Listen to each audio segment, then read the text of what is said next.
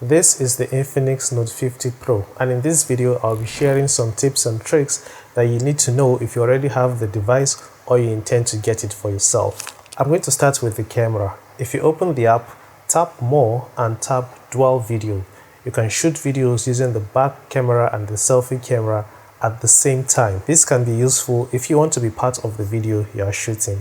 Still on the camera, if you tap More and tap the AI GC option, the phone will take up to 4 pictures and use AI to generate random pictures of your face.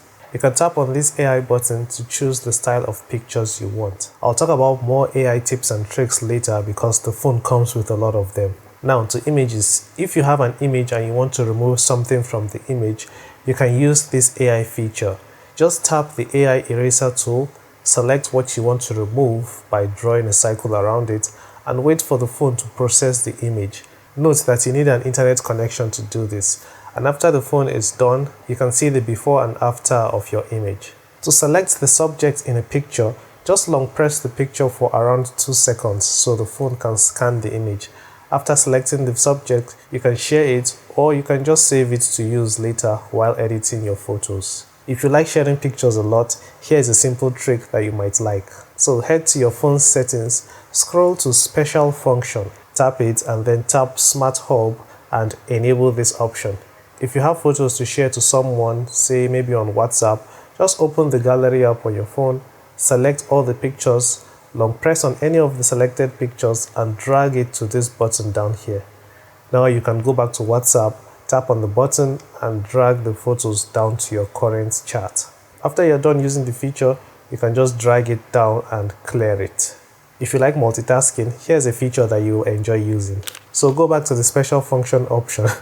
That's difficult to say a bit.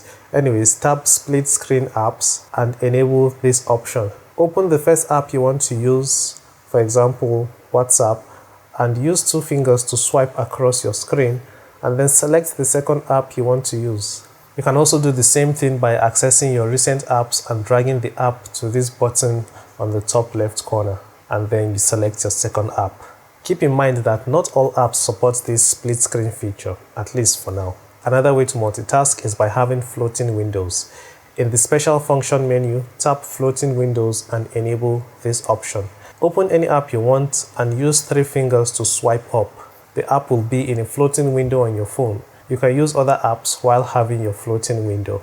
Just be aware that you can only have 2 floating windows at a time. To quickly have access to your apps, you should enable the Smart Panel option. On the special function page, tap Smart Panel and enable this option. You'll see this bar on the screen. Swipe on it and you will see some apps that have been automatically added. Scroll down and tap Edit and then add the apps you want and remove the ones you don't want. You can also tap Tools to see more options you can add.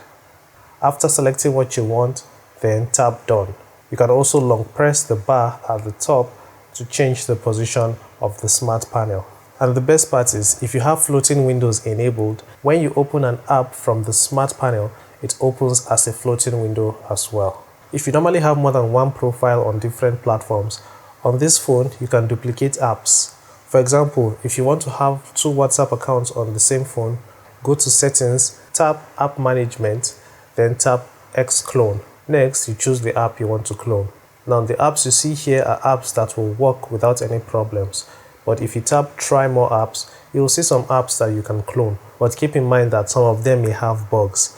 Like for example, the Opay app, when you clone it, you will not be able to use your fingerprint scanner because the app will think you have not registered a fingerprint on your phone.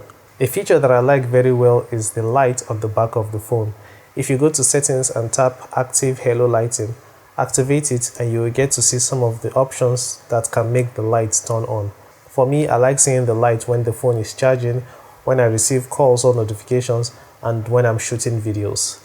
Still on the light, there's actually a sensor here that you can use to measure your heart rate. Just head to your apps and look for the My Health app, tap Heart Rate, tap Measure with Phone and put your finger on the sensor and wait for it to calculate your heart rate. But just keep in mind that the result you get should not be taken as medical advice. If you need medical advice, you have to see a professional. Alright, so I'll be covering more AI tips that you can try on this phone, starting with Circle to Search. If you head to the phone settings, scroll all the way down to System and select System Navigation. I use gesture navigation just in case you need to know. Next, enable Circle to search. And from here on, if you long press the bar at the bottom, you can easily circle what you want to search for.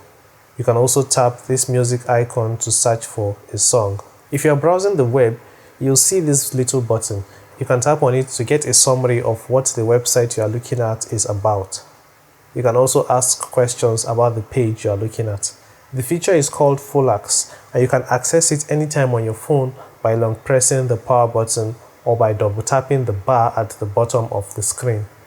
To enable this option, go to Settings, scroll to Infinix AI and tap Folax Voice. Enable the options you see here on my phone and you will have access to it when browsing and when you long press the power button anytime.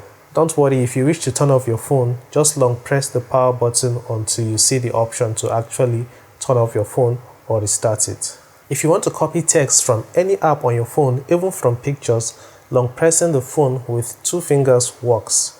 To enable this feature, head to the AI options, tap Folax Smart Touch and enable this option. Make sure you turn it on all apps.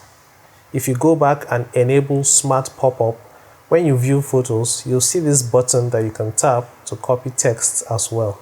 To generate AI pictures, head to your phone settings, tap Wallpapers and Personalization, tap Wallpapers, and then tap AI Wallpapers. You can use this tool to generate up to 15 pictures every day. If you want, you can generate pictures using text or using the images you already have on your phone. Choose the style you want, choose your picture, and wait for it to get generated. The final AI tip I'll be talking about is the Call Summary feature. From the AI options page, tap Call Assistant and then tap Call Summary, and finally enable this option. When you are making a phone call, you just need to tap on this button and the call will be recorded. After the call, you'll be able to see a summary of the call. To view all your call summaries, go to the Notes app and tap here and choose Call Summary. From here, you'll see all your call summaries. For the final tip, if you go into your phone's messages, you may see a lot of messages from your network provider like MTN, Airtel and the rest. To get rid of all these messages so that they don't keep bothering you, just need to tap on the settings icon and then you tap Collapse Notifications. And if you go back, you will notice that all those messages will be moved to notification messages. If you still have messages that are supposed to be in the notification messages but are not, you just need to open on the message and then you tap the 3 dots at the top and then you tap Move to Notification Messages. If you go back, you will find that the message has been moved there. There are more AI features and even normal features you get with this phone.